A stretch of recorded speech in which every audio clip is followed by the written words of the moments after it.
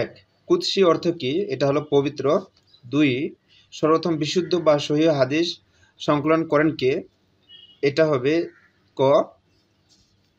3, যে কাজগুলো রাসূল সাল্লাল্লাহু আলাইহি ওয়াসাল্লাম নিজে করতেন এবং অন্যদের করার জন্য তাগিদ দিতেন সেগুলোকে বলে। এইখানকার উত্তর হবে গ, সুন্নাতে জায়েদা।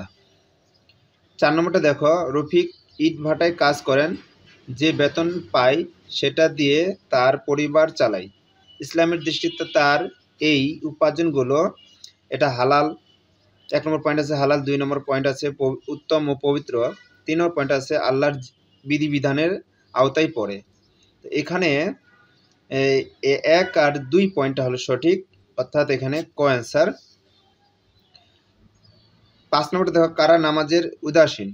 এটা হবে মুনাফিক। তারপর দেখো নিচের উদ্দীপকে পড়ে, অর্থাৎ এখানে 6 ও 7 নম্বর প্রশ্ন তো দিতে হবে। এখানে একটা উদ্দীপক দেওয়া আছে, এই উদ্দীপকের আলোকে এখানে 6 প্রশ্ন করা হয়েছে। 6 এর উত্তর হবে আল কুরআন। ঠিক আছে, তো আমি সংক্ষেপে তোমাদের জাস্ট উত্তরগুলো দেখাচ্ছি। 7 নম্বরটা দেখো, এর ফলে জনাব হুদা অর্জন করেন। এখানে 7 খ অ্যান্সার হবে। 8 দেখো, একজন মানুষের প্রতি আরেকজন মানুষের অধিকার কয়ভাবে ভাগ করা যায়? এটা হবে 8 ভাগে। তারপর দেখো 9 নম্বরে, রোজা পালনের মাধ্যমে বান্দার কোন গুণকে পরীক্ষা করা হয়? এটা হলো তাকওয়া। তারপর 10 নম্বর দেখো, কারো অনুপস্থিতিতে কারো সম্পর্কে মন্দ বলাকে কি বলা হয়? এটা হলো গীবত। 11 নম্বর দেখো, আল্লাহ ভিত্তিক তাকওয়া মানব চরিত্রের অন্যতম গুরুত্বপূর্ণ উপাদান বলা হয়, কারণ ইহা এখানে যে পয়েন্টগুলো আছে, 1 নম্বর পয়েন্ট আছে মর্যাদা বৃদ্ধি করে, 2 নম্বর আছে সম্পদ বৃদ্ধি করে, 3 নম্বর হচ্ছে সফলতা দান করে। তো এখানকার 1 আর 3 পয়েন্টগুলো সঠিক, অর্থাৎ এখানে উত্তর হবে খ। 12 নম্বর দেখো, আল জুদাইরি ওয়াল হাসবা গ্রন্থের রচয়িতাকে? এখানকার উত্তর হবে গ, আবু বকর আল রাজিব। তারপর নিচের উদ্দীপক পড়ে 13 এবং 14 নম্বর প্রশ্ন উত্তর দাও। তো এখানে একটা উদ্দীপক দেওয়া আছে, এই উদ্দীপকটা পড়ে যে উত্তরটা হবে সেটা দেখো। 13 নম্বর, জনাব আনিসের চিন্তাধারা ইসলামের কোন বিষয়টি প্রতিফলন ঘটে? এখানে হবে তাকওয়া। তারপর দেখো, উক্ত চিন্তাধারার ফলে তিনি, এখানে এই উদ্দীপকের আলোকে এখানে যে পয়েন্টগুলো পাচ্ছি, এখানে উত্তর হবে ক, 1 আর 2 সঠিক অ্যান্সার। তারপরে দেখো 15, সকল ভালো গুণের মূল কোনটি? এখানে হলো সততা। তারপর 16 দেখো, উজওয়াতুল হাসনা অর্থ হলো সুন্দর গুণ। তারপর 17, খাদিজা রাদিয়াল্লাহু হযরত মুহাম্মদ সাল্লাল্লাহু আলাইহি সাল্লাম এর উপর আস্থা বা বিশ্বাস রেখেছিলেন কেন? এখানকার উত্তর হবে ঘ। তারপর দেখো এখানে একটা উদ্দীপক দেওয়া আছে, 18 এবং 19 নম্বর প্রশ্নের উদ্দীপক। এখান থেকে 18 নম্বর 19 প্রশ্ন করা হয়েছে।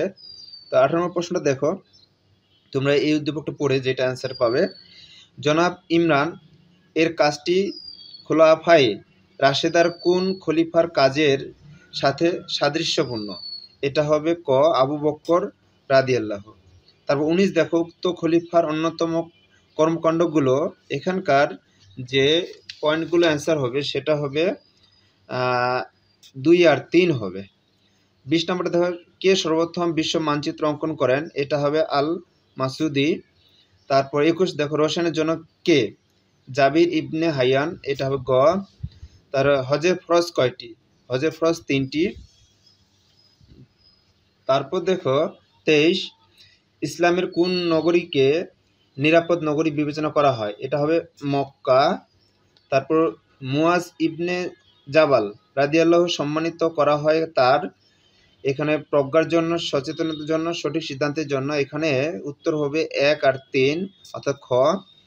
25 নম্বরটা দেখো, কোন গ্রন্থকে চিকিৎসা শাস্ত্রের বাইবেল বলা হয়?